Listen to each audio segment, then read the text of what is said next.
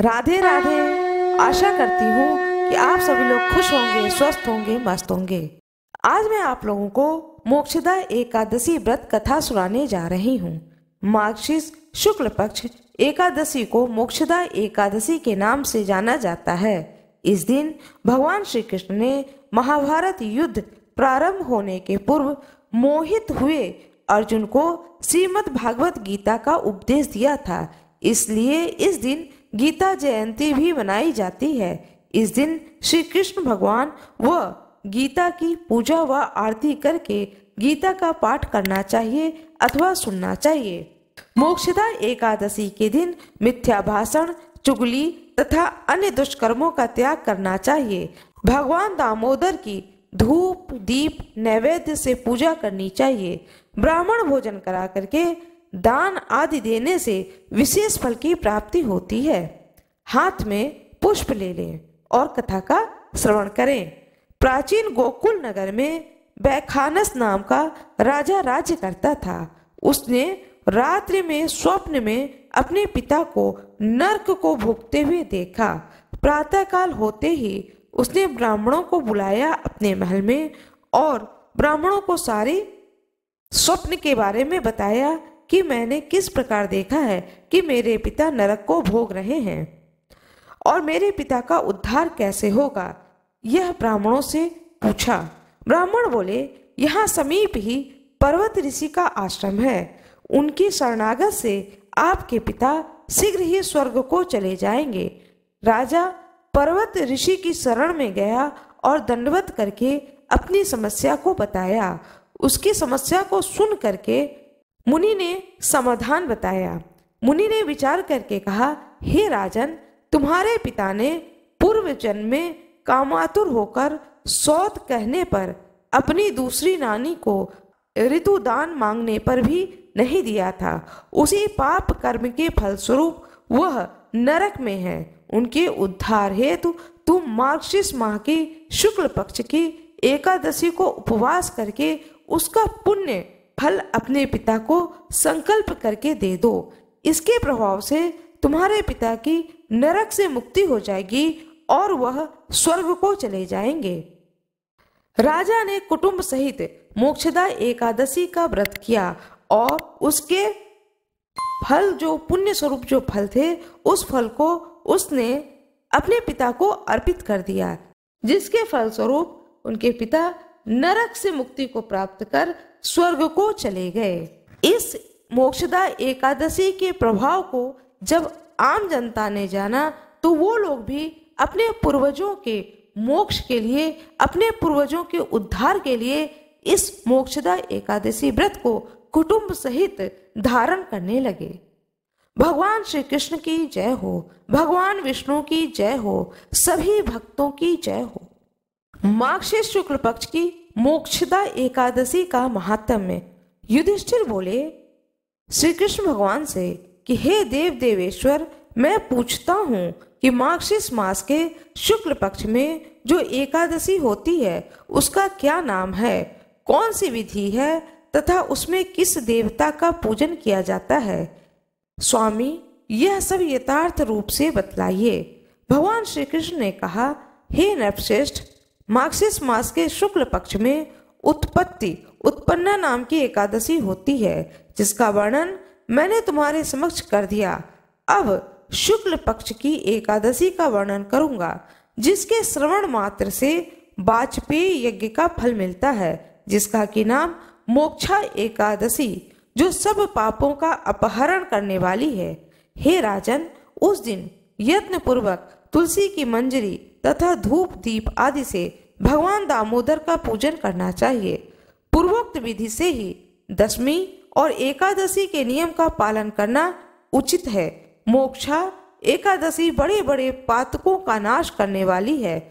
उस दिन रात्रि में मेरी प्रसन्नता के लिए नृत्य, गीत और स्तुति के द्वारा जागरण करना चाहिए। जिसके पितर पापवश नीच योनि में पड़े हों, वे इसका पुण्य दान करने से मोक्ष को प्राप्त होते हैं। इसमें तनिक भी संदेह नहीं है। पूर्व काल की बात है, वैष्णवों से विभूषित परम रमणीय चंपक नगर में बैखानस नाम का राजा रहते थे। वे अपनी प्रजा का पुत्र की भांति पालन करते थे। इस प्रकार राज्य करते हुए राजा ने एक दिन रात को स्वप्न में अपने पितरों को नीच योनि में पड़ा हुआ देखा। उन सबको इस अवस्था में देखकर राजा के मन में बड़ा ही विस्मय हुआ और प्रातःकाल ब्राह्मणों से उन्होंने उस स्वप्न का सारा हाल कह सुनाया। राजा बोले, ब्राह्मणों, मैंने अपने पितरों को नरक में गिरा देखा। वे बारंबार रोते हुए मुझसे यूं कह रहे थे कि तुम हमारे तनुज हो, इसलिए इस नरक समुद्र से हम लोगों का उद्धार करो। द्विजवरों, इस रूप में मुझे पितरों के दर्शन हुए हैं, इससे मुझे चैन नहीं मिलता है। क्या करूं, कहाँ जाऊं? मेरा हृदय रूंधा जा रहा है। द्विजोत्तमों, यह व्रत, वह तप, वह योग जिससे मेरे पूर्वज तत्काल नरक से छुटकारा पा जाएं, बताने की कृपा करें। मुझ बलवान एवं साहसी पुत्र के जीते जी मेरे माता पिता घोर नरक में पड़े हुए हैं, अतः ऐसे पुत्र से क्या लाभ? ब्राह्मण बोले, हे राजन, यहाँ से निकट ही पर्वत मुनि का महान आश्रम है। वे भूत और भविष्य के भी ज्ञाता हैं। हे नृपश्रेष्ठ, आप उन्हीं के पास चले जाइए। ब्राह्मणों की बात सुनकर के महाराज बैखानस शीघ्र ही पर्वत मुनि के आश्रम पर गए और वहां उन मुनि श्रेष्ठ को देख करके उन्होंने दंडवत प्रणाम करके मुनि के चरणों का स्पर्श किया। मुनि ने भी राजा से राज्यों के 7 अंगों की कुशल पूछी। राजा, मंत्री, राष्ट्र, किला, खजाना, सेना और मित्रवर्ग, ये ही परस्पर उपकार करने वाले राज्य के 7 अंग हैं। राजा बोले, स्वामी, आपकी कृपा से मेरे राज्य के 7 अंग सकुशल हैं, किंतु मैंने स्वप्न में देखा कि मेरे पितर नरक में पड़े हैं। अतः बताइए, किस पुण्य के प्रभाव से उनका वहां से छुटकारा होगा? राजा की यह बात सुनकर के मुनि श्रेष्ठ पर्वत एक मुहूर्त तक ध्यान अस्थ रहे।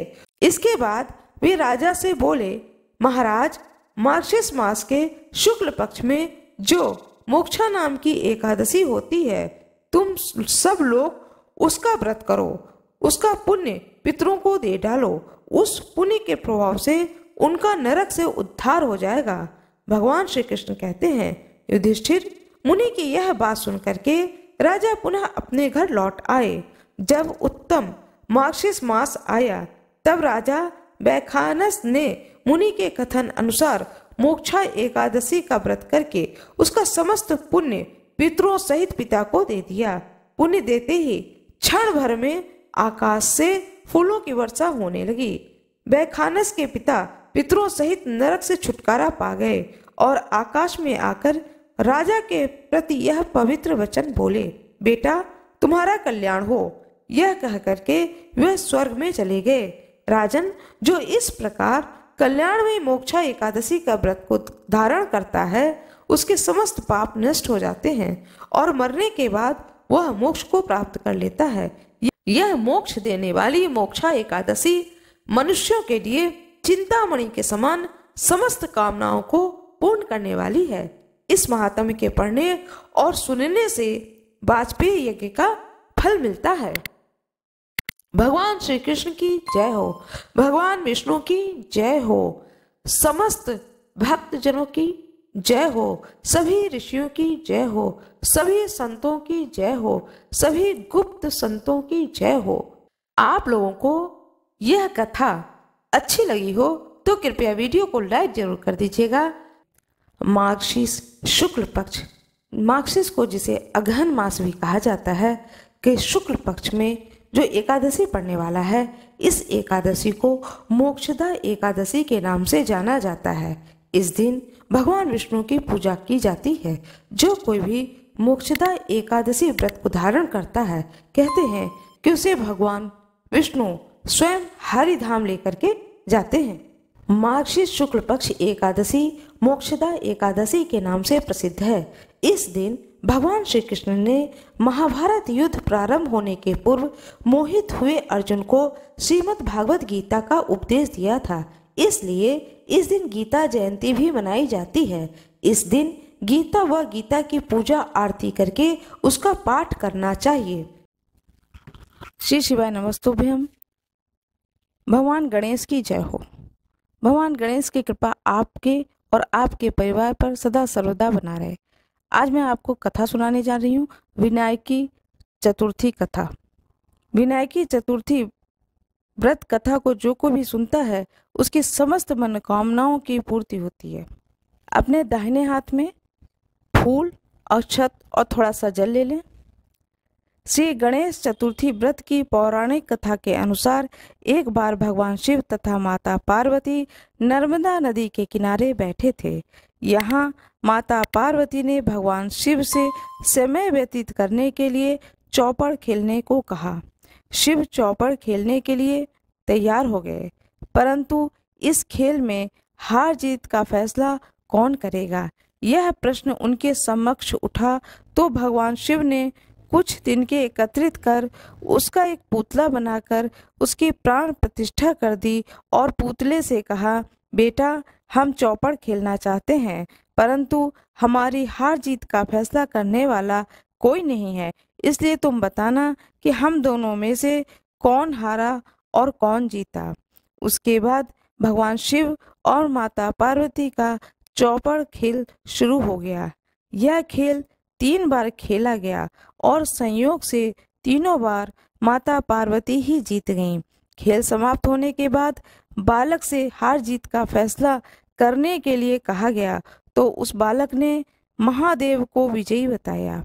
यह सुनकर माता पार्वती क्रोधित हो गईं और क्रोध में उन्होंने बालक को लंगड़ा होने, कीचड़ में पड़े रहने का श्राप दे दिया। बालक ने माता पार्वती से माफी मांगी और कहा कि यह मुझसे अज्ञानतावश हुआ है, मैंने किसी द्वेष भाव में ऐसा नहीं किया है। बालक द्वारा क्षमा मांगने पर माता ने कहा, यहाँ गणेश पूजन के लिए नाग कन्याएं आएंगी, उनके कहे अनुसार तुम गणेश व्रत करो, ऐसा करने से तुम मुझे प्राप्त करोगे। यह कहकर माता पार्वती भगवान शिव के साथ कैलाश पर्वत पर चली गईं। 1 वर्ष के बाद उस स्थान पर नाग कन्याएं आईं। तब नाग कन्याओं से श्री गणेश के व्रत की विधि मालूम करने पर उस बालक ने 21 दिन लगातार गणेश जी का व्रत किया। उसकी श्रद्धा से गणेश जी प्रसन्न हुए। उन्होंने बालक को मनोवांछित फल मांगने के लिए कहा। उस पर उस बालक ने कहा, हे विनायक, मुझ में इतनी शक्ति दीजिए कि मैं अपने पैरों से चलकर अपने माता पिता के साथ कैलाश पर्वत पर पहुंच सकूं और वे मुझे देख करके प्रसन्न हों। तब बालक को वरदान देकर श्री गणेश अंतर्ध्यान हो गए। इसके बाद वह बालक कैलाश पर्वत पर पहुंचा और कैलाश पर्वत पर पहुंचने की अपनी कथा उसने भगवान शिव को सुनाई। चौपड़ वाले दिन से माता पार्वती शिव जी से विमुख हो गई थीं। अतः देवी के रुष्ट होने पर भगवान शिव ने भी बालक के बताए अनुसार 21 दिनों तक श्री गणेश का व्रत किया। इस व्रत के प्रभाव से माता पार्वती के मन से भगवान शिव के लिए जो नाराजगी थी वह समाप्त हो गई। यह व्रत विधि भगवान शंकर ने माता पार्वती को बताई। यह सुनकर माता पार्वती के मन में भी अपने पुत्र कार्तिकेय से मिलने की इच्छा जागृत हुई। तब माता पार्वती ने भी 21 दिनों तक श्री गणेश का व्रत किया तथा दूर्वा, फूल और लड्डुओं से गणेश जी की पूजा और अर्चना की। व्रत के 21वें दिन कार्तिकेय जी स्वयं माता पार्वती जी से मिलने आ गए। उस दिन से श्री गणेश चतुर्थी का यह व्रत समस्त मनोकामनाओं की पूर्ति करने वाला व्रत माना जाता है। इस व्रत को करने से मनुष्य के सारे कष्ट दूर होकर मनुष्य को समस्त सुख सुविधाएं प्राप्त होती हैं। भगवान गणेश की जय, भोलेनाथ की जय, पार्वती माता की जय। इस बार जो एकादशी पड़ रहा है वह 2 दिन का पड़ रहा है। जो पहला एकादशी है वह 22 दिसंबर 2023 दिन शुक्रवार को, जो कि 10वीं वेदी रहेगा। यह एकादशी स्मार्ट लोगों के लिए होगा। साथ में जैन लोग जो हैं वह मौनी एकादशी का व्रत इसी दिन धारण करते हैं, उनके लिए भी यह एकादशी है, जिसे वो लोग वैकुंठ एकादशी कहते हैं।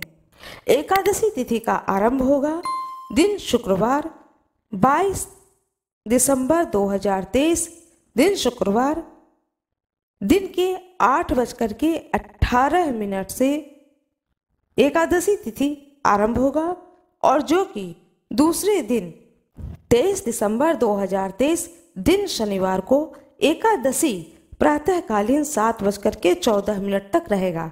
इस दिन सबसे पहले तो यह उदया तिथि में है, दूसरी चीज द्वादशी तिथि इस दिन लग जाती है और शाम को 6:26 के बाद में त्रयोदशी तिथि भी पड़ेगी। इसलिए इस एकादशी को त्रिस्पर्शा एकादशी भी कहा जा रहा है। यह एकादशी शनिवार का दिन जो पड़ रहा है वह अत्यंत शुभ है, इसलिए एकादशी व्रत को जो कोई भी यह इस दिन धारण करेंगे वह अत्यंत शुभ होगा। एकादशी व्रत मोक्षदा एकादशी व्रत वैष्णव के लिए गीता जयंती इस दिन है, अखंड द्वादशी है, त्रिस्पर्शा महाद्वादशी की तिथि है, इसलिए यह एकादशी सबसे शुभ रहेगा। सबसे शुभ माना गया है दिन शनिवार को 23 दिसंबर 2023।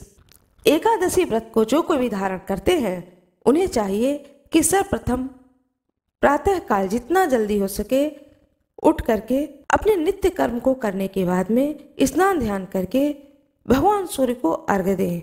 अर्घ्य देने के बाद में अपने घर के देवालय में जाएं और वहां जा करके अपने आप को स्वयं को संकल्पित करें कि आज मैंने एकादशी व्रत को धारण किया है, और फिर एक चौकी लें, चौकी को अच्छे से पोंछ लें, उस पर पीला वस्त्र बिछाएं, भगवान विष्णु की प्रतिमा रखें, भगवान विष्णु को भोग स्वरूप फल मीठे में कुछ मिठाई रख करके उसी जगह पर अपना भी आसन बिछाएं और आसन पर बैठ करके भगवान विष्णु की पूजा करें।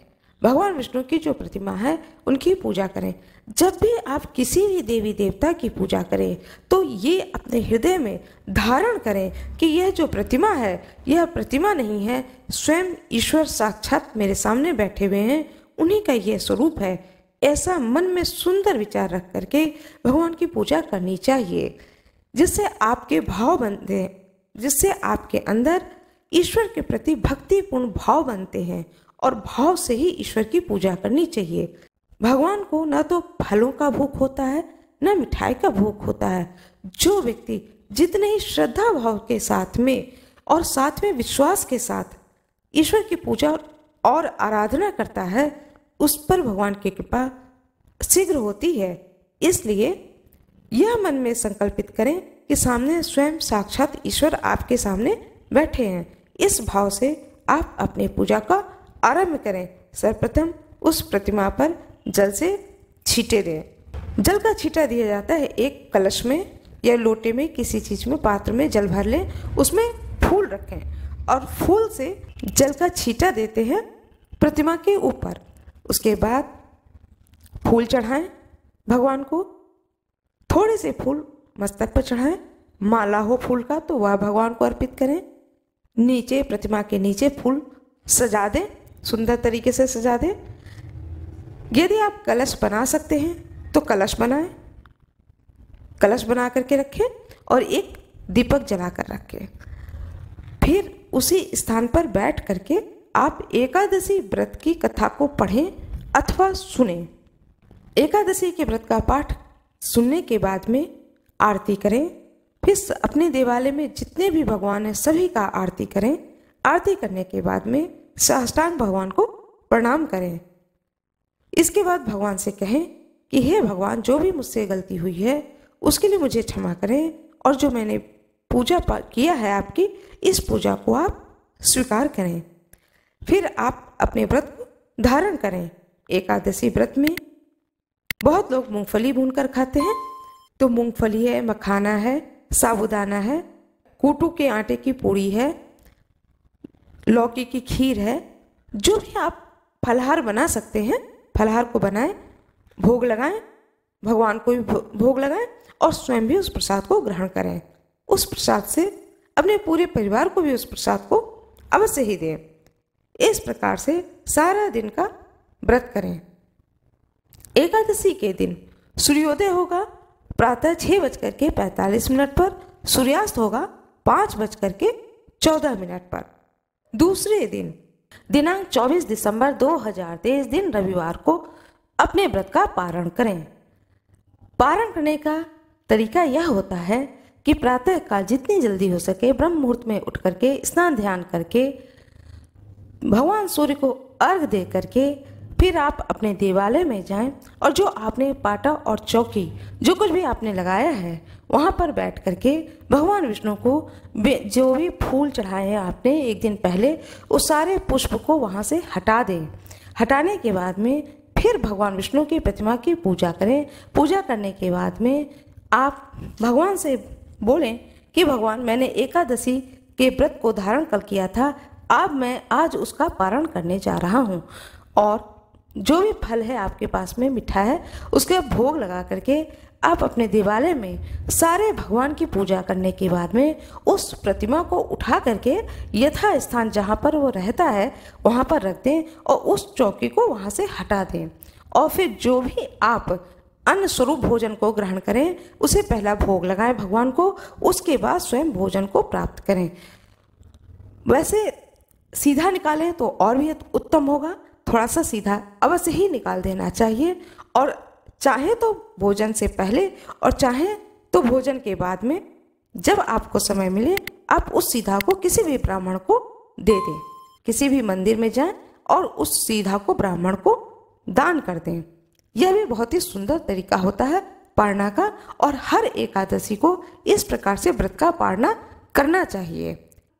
पारणा करने का सबसे शुभ मुहूर्त है प्रातः काल सूर्योदय से 8 बजे तक पारणा अवश्य ही कर ले। यह मुहूर्त सबसे सुंदर मुहूर्त है क्योंकि दूसरे दिन फिर प्रदोष व्रत शुरू हो जाता है, इसलिए कोशिश करनी चाहिए कि आप समय पर व्रत का पारणा कर लें। आज मैं आप लोगों को एक छोटी सी प्यारी सी कथा सुनाने जा रही हूँ। उन लोगों के लिए है जो भगवान को हर चीज का भोग लगाते हैं, उसके बाद उस चीज को ग्रहण करते हैं। भगवान को भोग लगाने का क्या फल प्राप्त होता है, यह प्यारी सी कथा आप लोगों को सुनाने जा रही हूँ। आप लोगों से कहना चाहती हूँ, यदि आप लोगों को यह कथा अच्छी लगे तो कृपया वीडियो को लाइक जरूर कर दीजिएगा। यह कथा उनके लिए है जो हर चीज भगवान को भोग लगा करके अर्पण करके खाते हैं। जब भगवान श्री कृष्ण ने सुदामा जी को तीनों लोकों का स्वामी बना दिया तो सुदामा जी की संपत्ति देखकर यमराज से रहा नहीं गया। यम भगवान को नियम कानूनों का पाठ पढ़ाने के लिए अपने बही खाते लेकर द्वारिका नगरी पहुंच गए और भगवान से कहने लगे कि हे प्रभु, अपराध को आप क्षमा करें, जो कुछ मेरे अपराध को क्षमा करें। हे भगवान, लेकिन सत्य तो यह है कि यमपुरी में शायद अब मेरी कोई आवश्यकता नहीं रह गई है, इसलिए मैं पृथ्वी लोक के प्राणियों के कर्मों का बहीखाता आपको सौंपने आया हूँ। इस प्रकार यमराज ने सारे बहीखाता भगवान के सामने रख दिया। भगवान मुस्कुराए और बोले कि यमराज जी, आखिर ऐसी क्या बात हो गई है जो आप इतना चिंतित लग रहे हैं। यमराज जी कहने लगे कि हे प्रभु, आपके क्षमा कर देने से अनेक पापी एक तो यमपुरी आते ही नहीं है, वो सीधे ही आपके धाम को चले जाते हैं। फिर आपने अभी अभी सुदामा जी को तीनों लोकों का दान दे दिया, सो अब बताएं कि हम कहाँ चले जाएं। यमराज जी भगवान से कहने लगे कि प्रभु, सुदामा जी के प्रारब्ध में तो जीवन भर दरिद्रता ही लिखी हुई थी, लेकिन आपने उन्हें तीनों लोकों की संपत्ति दे करके विधि के बनाए हुए विधान को ही बदल कर रख दिया। अब कर्मों की प्रधानता तो लगभग समाप्त ही हो गई है। भगवान श्री कृष्ण बोले कि यम, तुमने कैसे जाना कि सुदामा के भाग्य में आजीवन दरिद्रता का योग है। यमराज ने अपनी बही खाता खोला तो सुदामा जी के भाग्य वाले स्थान पर देखा तो चकित रह गए और देखते ही कहा कि जहाँ श्री 6 संपत्ति का क्षय लिखा हुआ था, वहीं भगवान श्री कृष्ण ने उन्हीं अक्षरों को उलट करके उनके स्थान पर यक्षश्री लिख दिया, अर्थात कुबेर की संपत्ति। भगवान बोले यमराज जी से कि शायद आपकी जानकारी पूरी नहीं है। क्या आप जानते हैं कि सुदामा ने मुझे अपना सर्वस्व अर्पण कर दिया था। मैंने तो सुदामा के केवल उसी उपकार का प्रतिफल उसे दिया है। यमराज जी बोले कि भगवान, ऐसी कौन सी संपत्ति सुदामा जी ने आपको अर्पण कर दी कि उसके पास तो कुछ भी नहीं है। भगवान बोले कि सुदामा ने अपनी कुल पूंजी के रूप में बड़े ही प्रेम से मुझे चावल अर्पण किए थे, और जो मैंने देवी लक्ष्मी ने बड़े प्रेम से खाए थे। जो मुझे प्रेम से कुछ खिलाता है उसे संपूर्ण विश्व को भोजन कराने जितना पुण्य प्राप्त होता है, बस उसी का प्रतिफल सुदामा को मैंने दिया है।